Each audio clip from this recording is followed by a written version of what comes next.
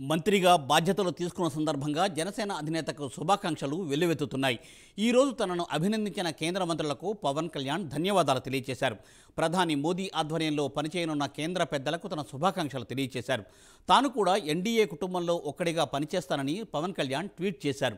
రాష్ట్రంలో అభివృద్ధి కొత్త శకాన్ని ప్రారంభించేందుకు తాను కట్టుబడి ఉన్నానని, ఏపీ సంక్షేమం సమగ్ర అభివృద్ధికి ఎన్డీఏ అంకితభావం తిరిగిలేనిదని పవన్ కళ్యాణ్ కొనియాడారు.